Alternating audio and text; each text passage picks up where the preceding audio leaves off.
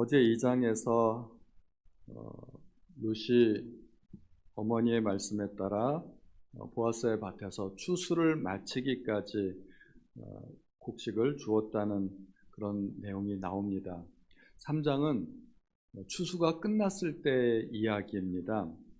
3장에 이렇게 시작하죠. 룻의 시어머니 나오미가 처음으로 이 문구가 등장을 합니다. 우리는 잘 모르지만 그동안 어떻게 나왔느냐 하면 그냥 나오미가 또는 시어머니가 이렇게 나왔는데 3장을 시작하면서 룻의 시어머니 나오미라는 이 문구가 처음 등장을 합니다.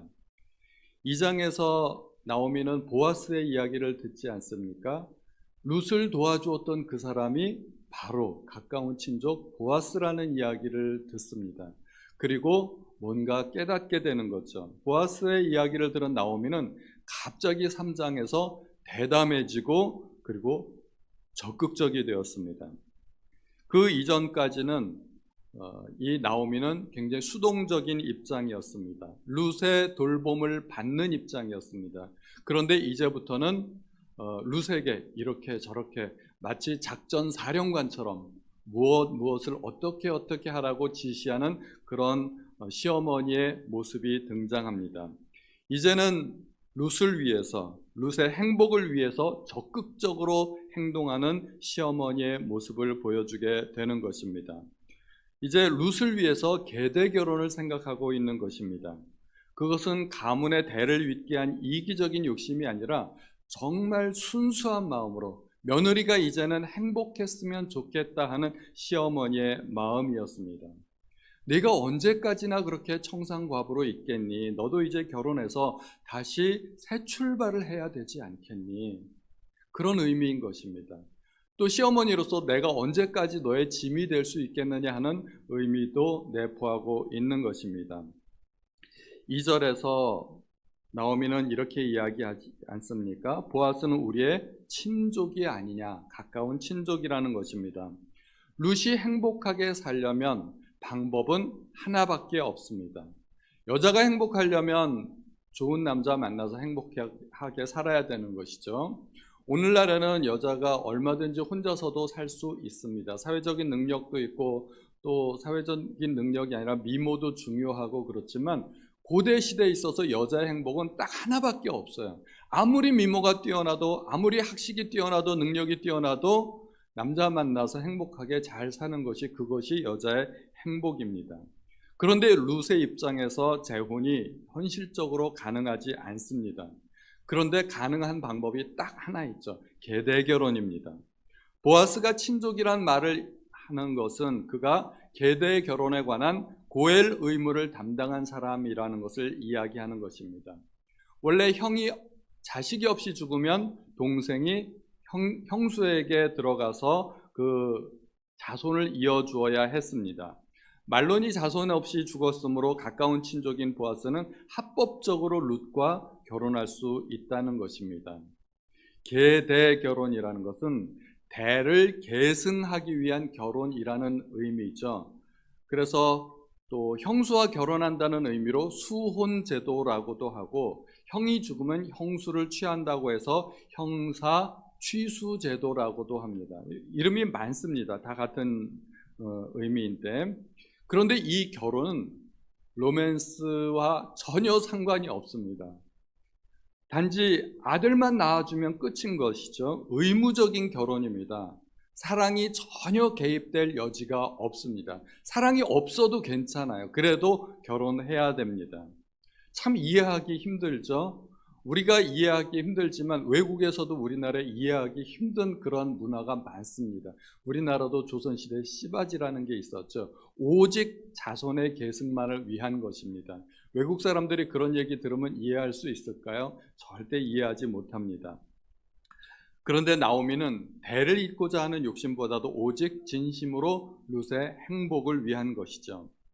나오미가 보기에 이 보아스는 계대 결혼에 자격도 되고 또 나오미가 딱 보니까 뭔가 둘 사이에 썸이 느껴지고 있는 거예요. 옳거니 잘됐다, 엮어주면 되겠다, 이러한 생각을 나오미가 하고 있는 것입니다. 적극적으로 룻에게 지시를 하지 않습니까? 3절에 보니까 너는 목욕하고 기름을 바르고 의복을 입고 타작마당에 내려가서 그 사람이 먹고 마시기를 다 하기까지 보이지 말고 기다리라는 이야기입니다. 대단히 적극적이죠. 이러한 과정은 보아스를 유혹하라는 말일까요? 나쁘게 보면 유혹이라고 볼 수도 있지만 이것은 적극적인 청혼의 과정입니다. 아무리 계대 결혼이라고 하지만 상대방의 눈에 밉살스럽게 보이면 이 결혼은 성사될 수가 없습니다. 상대방의 눈에 아름답게 보이고 자기를 치장하고 그렇게 해서 혼인 성사를 이루라 하는 것입니다. 당시에는 추수를 하고 나면 하인들과 함께 큰 연회를 베푸는 것이 관습이었습니다. 연회를 베풀고 나서는 타작마당에 자리를 펴고 잠을 자는 것이 을의 관습이었습니다. 나오미도 그 관습을 잘 알고 있는 것이죠. 그래서 그렇게 치장을 하고 잠자기까지, 보아스가 잠자기까지 기다리라는 것입니다. 추수를 마친 주인은 그 추수 더미를 바라보면서 얼마나 마음이 흡족하고 기쁘겠어요. 기쁨을 누리고 또 하나님 앞에 감사하고 또 한편으로는 도둑이 올 수 있기 때문에 그 도둑을 방지하기 위해서 그 추수 더미 끝에서 자리를 펴고 잠을 자는 그것이 보통 관례였습니다. 그래서 나오미는 보아스가 어떻게 할지를 잘 알고 있었던 것입니다. 그래서 그날 틀림없이 연회를 베풀고 보아스가 먹고 마시고 기분이 좋아서 잠자리에 누울 것이니 너는 이러이러하게 하라라는 것입니다. 4절에 우리가 이해하기 힘든 명령이 보이죠. 그가 누울 때 너는 그가 눕는 곳을 알았다가 들어가서 그의 발치 이불을 들고 거기 누우라 이야기합니다. 이게 도대체 무슨 말일까요? 참 이해하기 어렵죠. 노골적으로 이야기하자면 내 몸을 바쳐라 하는 이야기입니다. 남자 혼자 자고 있는데 이불을 들치고 들어가서 누우면 그게 무슨 뜻이겠어요? 남자에게 뭘 기대하는 거겠어요? 그냥 쉽게 노골적으로 생각하면 네 몸을 바쳐라 하는 것입니다. 한편으로 보면 나오미가 불륜이나 음행을 조장하고 있는 듯이 보입니다. 그러나 이것은 적극적인 청혼의 과정입니다. 정상적인 과정이라고는 말할 수 없습니다. 그러나 지금은 정상적인 과정을 밟을 수 있는 상황이 아닙니다. 룻이 보아스에게 청혼을 해야 되는데 자기는 과부죠. 이방인이죠. 보아스에게 정상적으로 청혼을 할 수 있을까요? 불가능합니다. 그럼 나오미가 할 수 있을까요? 나오미가 자기도 율법을 어기고 도망간 주제에 보아스에게 계대 결혼의 율법을 지켜달라고 요청할 수 있을까요? 그것도 안 됩니다. 나오미도 안 되고 룻도 안 되고, 게다가 이제는 추수를 마쳤습니다. 추수를 마치면은 이제 두 가지 일이 걱정이 되는 거죠. 앞으로 어떻게 먹고 살까? 이삭 줍는 일이 불가능해집니다. 그것보다도 나오미에게 있어서 더 큰 걱정은 이제 룻과 보아스 사이에는 만날 일이 없는 겁니다.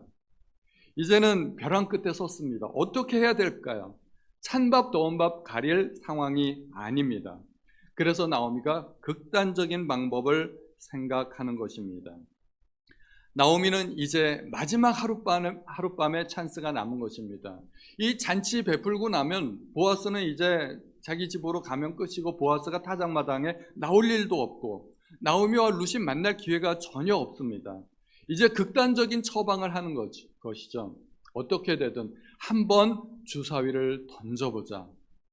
이런 상황을 일컬어서 우리는 흔히 도 아니면 모라고 이야기합니다. 도가 나올 수도 있고 모가 나올 수도 있고 한번 던져보자고 하는 것이죠. 어차피 나오미와 룻은 더 이상 잃을 것이 없는 상황입니다. 작전에 실패한다 하더라도 더 이상 내려갈 바닥이 없다고 생각한 겁니다. 이제 갈 때까지 다 갔으니 이제는 한번 해보자, 도전해보자 하는 생각을 하는 것입니다. 사실은 잃을 것이 없는 사람이 무서운 사람이에요. 막판까지 간 사람이 무서운 사람입니다. 그래서 조폭들이 무섭지 않습니까? 조폭들은 무서운 게 싸움을 잘해서 무서운 게 아니라 더 이상 잃을 게 없기 때문에 너 죽고 나 죽자 하면은 저쪽이 피하지 조폭들은 안 피하는 거죠. 어쨌든 방법은 좀 이상하지만 그것은 정식적인 청혼의 방법이 되었습니다. 그런데 매우 위험한 청혼이죠. 거절당할 수도 있고 행실이 바르지 못한 여인으로 소문날 수도 있고, 보아스가 어떻게 나올지 이것은 상황을 알 수 없는 일입니다. 그 어떤 경우에도 룻은 사실 할 말이 없습니다. 공개적으로 청혼할 수 있는 처지도 아니고 오직 보아스의 처분만을 기다릴 수밖에 없는 운명입니다. 그것은 일종의 도박이라고 말씀드릴 수도 있습니다. 큰 일은 위험 부담이 큰 법이죠. 뭔가 역사를 이루려면 또 한편으로 모험도 필요합니다. 그런데 나오미는 보아스에 대한 믿음도 있었습니다. 무작정 가능성도 전혀 없는 일에 이 도박을 하는 게 아닙니다. 나오미가 뭐라고 이야기하나요? 4절 끝에 보면 그가 내 할 일을 내게 알게 할 것이다 라고 이야기합니다. 보아스의 인격과 신앙을 믿었던 것이죠. 그동안에 보아스가 어떻게 하는 것을 보았죠. 보아스도 보았고 나오미도 보았어요. 가만히 보니까 보아스가 그렇게 막대먹은 사람이 아니라는 것입니다. 법대로 살려고 애쓰고 노력하는 사람이라는 것입니다. 그런 보아스라면 한번 믿어볼 만하다는 것입니다. 이렇게 어느 정도 알게 되면 믿음도 생기고 신뢰도 생기는 것입니다. 우리가 하나님을 잘 믿으려면 어떻게 해야 될까요? 하나님에 대해서 알아야 됩니다. 신앙은 덮어놓고 믿는 것이 아니라 알고서 믿는 것이죠. 그래서 우리가 성경을 많이 읽어야 됩니다. 우리가 성경도 읽고 묵상도 하고 또 예배도 드리고 필요하다면 간증도 많이 듣고, 우리가 많은 사람의 간증을 듣다 보면 하나님에 대해서 알게 됩니다. 하나님에 대해서 알게 되면 하나님을 믿을 수 있고 내 인생을 통째로 맡길 수 있는 믿음도 생기는 것입니다. 나오미가 보아스에 대해서 알았기 때문에 보아스에 대한 믿음도 생기고 보아스에게 룻을 맡기고 있는 것입니다. 5절 6절에 보니까 룻이 시어머니의 말씀대로 다 행하겠다고 말하고 또 그대로 행합니다. 참 룻은 놀랍습니다. 이런 반고도 대꾸하지 않습니다. 이 시어머니의 명령은 대단히 이상한 명령이고 납득하기 어려운데 왜 그래요? 질문 한번 하지 않고 그대로 순종하는 모습을 보여줍니다. 룻기 어느 곳에서도 룻은 자기의 의견을 내놓은 적이 없습니다. 참 훌륭한 순종의 사람이라고 생각이 됩니다. 드디어 어머니의 명령대로 보아스가 자고 있는 이불 그 끝에 발치 이불을 살짝 들고 가서 거기에 가서 누웠습니다. 사람이 자다 보면 엎치락 뒤치락 하지 않습니까? 이렇게 몸을 좀 움직이는데 보아스가 자다가 깜짝 놀랐어요. 발에 뭐가 걸리는 것이죠. 뭔가 걸렸는데 딱 보니까 사람인 거예요. 얼마나 놀랐겠습니까? 일어나자마자 내가 누구냐? 이렇게 묻습니다. 나오미가 9절에 이렇게 이야기하죠. 나는 당신의 여종 루시온이 당신의 옷자락을 펴 당신의 여종을 덮으소서. 여기에 옷자락이라고 사용된 히브리 단어는 카나프라고 하는데 이것이 2장 12절에 나왔던 단어입니다. 제가 그때 한번 말씀을 드렸는데 2장 12절에 보아스가 나오미에게 이렇게 이야기합니다. 이스라엘의 하나님 여호와께서 그의 날개 아래에 보호를 받으러 온 내게 온전한 상 주시기를 원하노라. 이때 이 날개라는 단어가 여기에 사용된 옷자락이란 단어와 동일한 단어입니다. 히브리어로 보면 카나프, 같은 단어입니다. 우리말로는 다르지만 같은 단어이죠. 그러니까 보아스가 축복을 했는데 그 축복이 이루어지는 거죠. 그 축복을 이루어지려면 자기가 뭔가를 해야 되는 거예요. 참 놀랍지 않습니까? 보아스가 축복을 했는데 그 축복받으러 자기에게 온 거예요. 그러니까 보아스가 뭔가를 해야만 했다는 것이죠. 룻의 이야기는 이것과 같습니다. 당신의 날개로 나를 덮어 주십시오. 이것은 보통 이스라엘 여인들이 청혼할 때 보통 하는 말이라고 합니다. 정식 청혼이죠. 날개는 보호를 의미합니다. 내가 당신의 날개 그늘 아래 들어가 보호받기를 원합니다. 당신은 나의 보호자가 되어 주십시오. 이거 너무 멋진 청혼 아닙니까? 시편에도 그러한 말씀이 나옵니다. 시편 편 8절에 나를 눈동자같이 지키시고 주의 날개 그늘 아래 감추사. 나를 주님의 날개 그늘 아래 감추어 주십시오. 참 안식은 하나님의 날개 아래뿐입니다. 비가 오면 암탉은 병아리들을 모아서 자기 날개로 덮는다고 하죠. 비를 맞지 않게 보호해 주는 것입니다.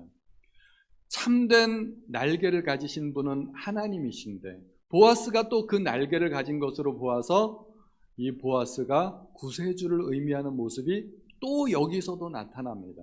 우리가 룻기를 쭉 읽다 보면 이 보아스가 구세주구나 하는 모습을 우리가 여러 번 보게 됩니다. 찬송가 419장에도 있죠. 주 날개 및 내가 편안히 쉬네. 밤 깊고 비바람 불어쳐도 아버지께서 날 지키시리니 거기서 편안히 쉬리로다. 우리 성도들은 하나님의 날개 그늘 아래서 쉬어야 됩니다. 이스라엘 여인들은 남편의 날개 그늘 아래서 보호받기를 원했던 것입니다. 룻이 또 멋진 이야기를 하죠. 당신의 옷자락을 펴 당신의 여종을 덮으소서. 이는 당신이 기업물을 자가 됨이니이다. 왜냐하면 당신은 나의 고엘이시기 때문입니다 하는 것입니다. 나오미가 룻을 보아스에게 보냈던 것은 결혼 때문이죠. 가서 결혼하라는 이야기입니다. 가서 아예 그냥 첫날 밤을 치르고 거기서 결혼까지 해가지고 오라는 이야기입니다. 나오미는 기업이나 사실은 가문보다도 진심으로 룻의 행복에 관심이 있었습니다. 이 결혼이 성공하기만 하면 룻은 정말로 행복해질 텐데 하는 것이 나오미의 생각이었습니다. 그런데 룻은 어디에 관심이 있었어요? 기업에 관심이 있었습니다. 기업을 물기 위해서 반드시 결혼을 해야만 했던 것은 아닙니다.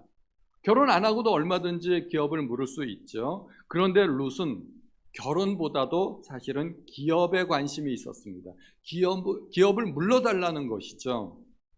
이게 참 대단히 이상한 대목입니다. 시어머니는 며느리의 결혼에 관심이 있고 며느리는 시어머니의 가문에 관심이 있고 기업을 물러달라 하고 여기에서 심각한 고부간의 갈등이 보이지 않습니까? 서로 간에 의견 충돌이 있습니다. 시어머니는 며느리의 행복에 관심이 있고 며느리는 시어머니의 행복에 관심이 있고 서로 생각하는 바가 다릅니다. 이거 참 너무나 아름답게 보이는 장면입니다. 이 며느리의 고백에 보아스가 감동을 합니다. 감동을 해서 10절에 또 이 보아스가 축복 기도를 해줍니다. 내 딸아 여호와께서 내게 복 주시기를 원하노라. 이 축복 기도가 룻기에서 7번 나온다고 하죠. 제가 숙제를 한번 드릴게요. 다 한번 찾아보세요. 이건 제가 안 알려드릴게요. 한번 룻기를 다 읽으면서 찾아보시기 바랍니다. 내가 가난하건 부하건 젊은 자를 따르지 아니하였으니 내가 베푼 인애가 처음보다 나중이 더하도다. 보아스는 룻이 인애를 베풀었다고 이야기합니다. 이 인애, 히브리어에서 굉장히 유명한 단어입니다. 헤세드. 헤세드라는 단어인데 이것도 우리말로 잘 번역이 안 되는 단어입니다. 고엘도 번역이 안 돼서 기업 물을 자, 보수자, 이런 여러 가지 단어로 번역이 됐듯이 헤세드도 우리말로 딱 한 단어로 번역이 안 되는 단어입니다. 이것은 그냥 하나님의 성품이라고 생각하시면 됩니다. 하나님의 성품을 룻이 가졌던 것이죠. 그것에 대해서 보아스가 감동합니다. 이 헤세드 얘기는 4장에 가서 제가 한 번 더 말씀을 드리고자 합니다. 그리고 11절에 이렇게 이야기하죠. 내 딸아 두려워하지 말라. 두려워하지 말라는 것은 무슨 뜻이겠어요? 룻이 지금 두려워하고 있다는 거예요. 보아스가 딱 보니까 룻이 지금 바들바들 떨면서 두려워하고 있는 모습이 보여지는 것이죠. 룻이 여러 가지로 지금 상황이 두렵습니다. 보아스가 거절할 수도 있어요. 한마디로 거절을 하고 그냥 당장 나가거라 이렇게 혼날 수도 있어요. 아니면 음란한 여자로 낙인이 찍힐 수도 있어요. 만약에 이 일이 소문나면 나는 앞으로 어떻게 얼굴 들고 다닐까? 또 보아스가 만약에 나쁜 사람이라면 룻은 하룻밤의 놀이개로 끝날 수도 있는 상황입니다. 상황이 어찌 되었던 간에 룻은 어떠한 상황에도 할 말이 없어요. 보아스를 찾아온 게 룻이지 룻을 보아스가 찾아온 게 아니지 않습니까? 야밤에 보아스를 찾아와서 이불까지 들쳐 들고 거기에 누웠는데, 남녀가 한 이불에 누웠다면 상황 뻔한 건데 뭐 어떻게 무슨 말을 하겠어요, 룻이. 오직 보아스의 처분만을 기다리고 있는 것입니다.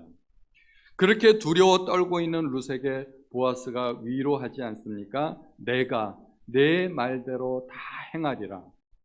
고엘이 되어줄 것을 겸손히 요청하는 룻의 요구에 대해서 보아스가 다 들어주겠다고 이야기하는 것입니다. 거기에 대해서 내가 한번 생각해 볼게, 이것도 아니고요, 변명도 없고 망설임도 없습니다. 내가 다 들어주겠다. 대담하게도 자기가 다 들어주겠다고 이야기합니다. 룻에게서 자기가 먼저 그 헤세드를 발견하지 않았습니까? 그러니까 자기도 똑같은 헤세드로서 인애로서 응답하겠다는 것입니다. 내가 현숙한 여인인 줄을 나의 성읍 백성이 다 아느니라. 이 룻에 대해서 현숙한 여인이라고 이야기합니다. 현숙한 여인은 잠언 31장의 주제입니다. 잠언의 전체 주제가 지혜인데, 지혜로운 여인은 현숙한 여인이다 하면서 현숙한 여인은 이렇고 저렇고 하면서 31장 전체를 현숙한 여인에 대해서 이야기합니다. 히브리어 성경에는 잠언 다음에 바로 룻기가 나온다고 합니다. 우리말 성경하고 배열이 틀려요. 잠언에서는 지혜로운 여인으로 현숙한 여인을 소개했는데 룻기에서 그 샘플을 보여주고 있는 것이죠. 또 보아스는 소개하기를 유력한 사람이라고 합니다. 유력한 사람, 히브리어는 기볼 하일, 유력한 남자, 룻은 현숙한 여인, 히브리어로 아수아 하일, 똑같은 하일이라는 단어가 사용되는데, 보아스는 남자이고 그리고 룻은 여인이기 때문에 남성형, 여성형 서로 다르게 사용되었을 뿐이지 사실은 같은 단어가 사용되고 있는 거예요. 이것도 또 대단히 놀라운 일입니다. 하일, 하일이라는 단어는 군대, 부, 덕, 용기, 힘, 온갖 좋은 의미를 다 갖고 있는 거예요. 하나님께서 용기 있고 덕망스러운 여인을 용기 있고 덕망스러운 남자와 만나게 하는 것이죠. 우리말에도 유유상종이라는 말이 있지 않습니까? 내가 좋은 사람이 되면 나는 어떤 사람을 만나게 될까요? 좋은 사람 만나게 될 겁니다. 그러니까 우리가 좋은 사람 만나려면 어떻게 해야 돼요? 물론 기도도 해야 되겠지만 좋은 사람 만나려면 딱 한 가지 방법이 있어요. 내가 좋은 사람이 되면 돼요. 내가 정말 좋은 사람이 되면 하나님은 똑같은 사람을 만나게 해 주신다는 것이죠. 룻기에는 여러 가지 법칙들이 있어요. 여기에 보면 만남의 법칙이 있죠. 그런데 걸림돌이 하나 생겼습니다. 12절에 보아스가 뭐라고 이야기하나요? 참으로 나는 기업물을 짜이나, 이 말대로 내가 고엘 맞는데 기업물을 짜로서 나보다 더 가까운 사람이 있다. 순위가 있다는 것이죠. 예를 들어 큰형이 아들이 없어 죽었어요. 그러면 그 형수를 누가 물려받아요? 둘째도 실패하면 셋째도 실패하면 넷째, 이렇게 차례대로 내려간다는 것입니다.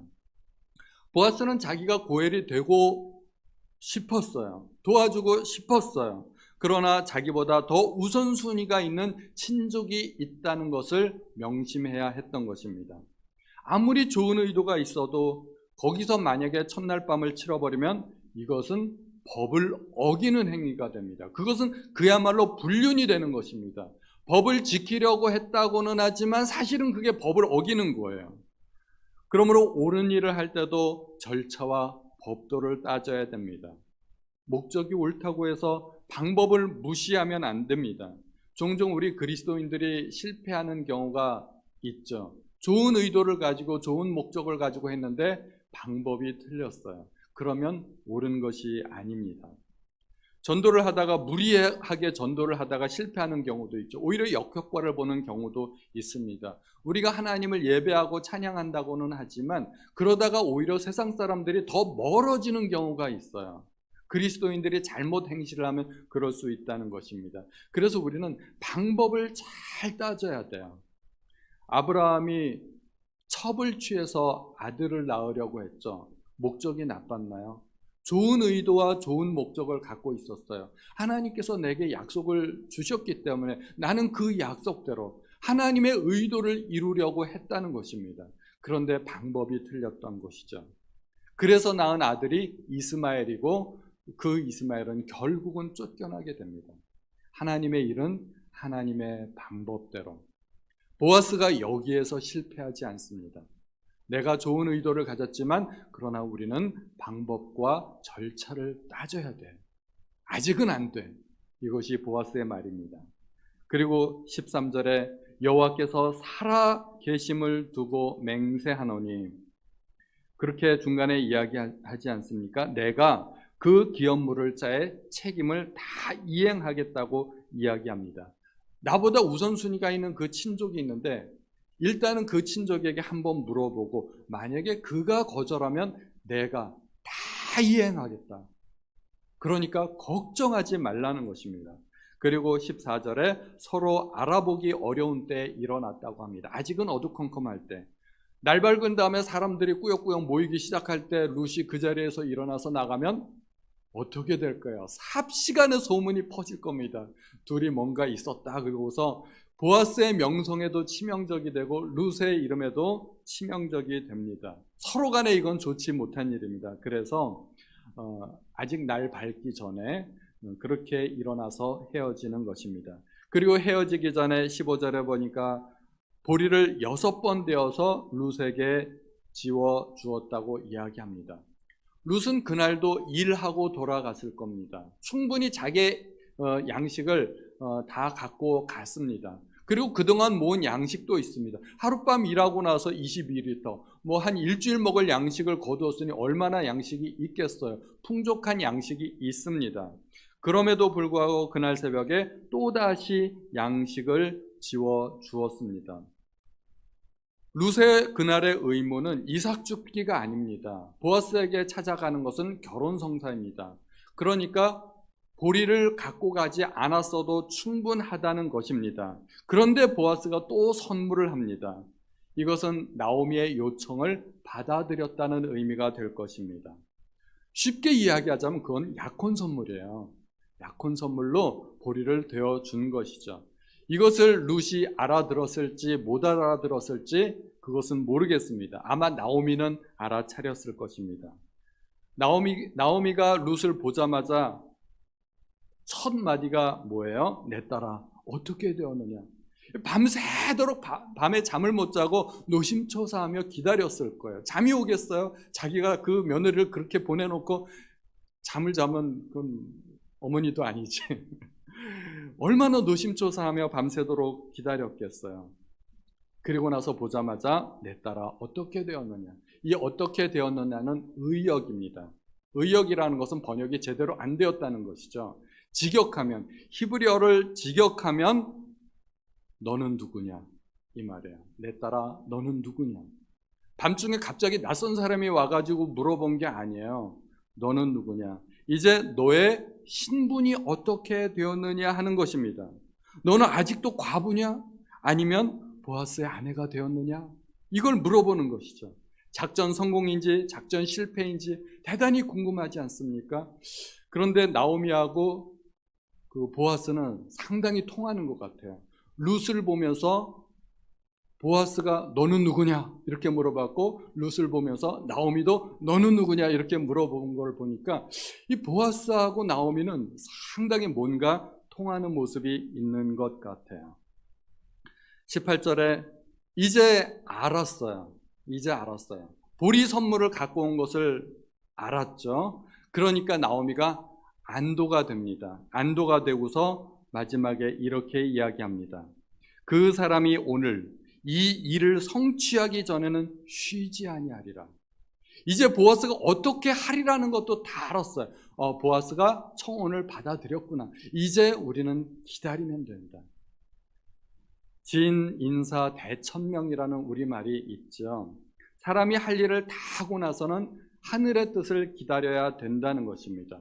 두 가지가 다 중요합니다. 진인사, 사람의 할 일을 다 해야 됩니다. 그리고 대천명, 하늘의 뜻을 기다려야 됩니다. 두 가지 다 해야 됩니다. 우리가 할 일 다 해놓고 뜻이 이루어지지 않으면 자주 좌절하고 낙심하고 중간에 포기하기도 하고 그러는 경우가 많습니다. 그래서 주님께서 뭐라고 말씀하시나요? 인내하라고. 인내. 욥의 인내를 우리가 듣지 않았습니까? 인내를 갖고 기다리는 것도 믿음입니다. 보아스가 일을 마치기까지 쉬지 않을 것이라고 이야기합니다. 여기서 또 하나님의 성품을 발견하게 돼요. 우리 찬송가에 그런 거 있지 않아요? 쉬지 않으시는 하나님. 쉬지 않으시는 하나님. 그런 찬송가가 있는데 이사야서 62장 1절에 보면 나는 시온의 의가 빛같이 예루살렘의 구원이 횃불같이 나타나도록 시온을 위하여 잠잠하지 아니하며 예루살렘을 위하여 쉬지 아니할 것인즉. 하나님은 일하시는 하나님, 쉬지 않으시는 하나님, 하나님의 뜻이 다 이루어지기까지 열심을 내시는 하나님이십니다. 우리가 그 하나님 때문에 기대가 되지 않습니까? 우리 이 하나님을 기대하면서 오늘도 합심으로 한번 기도했으면 좋겠습니다.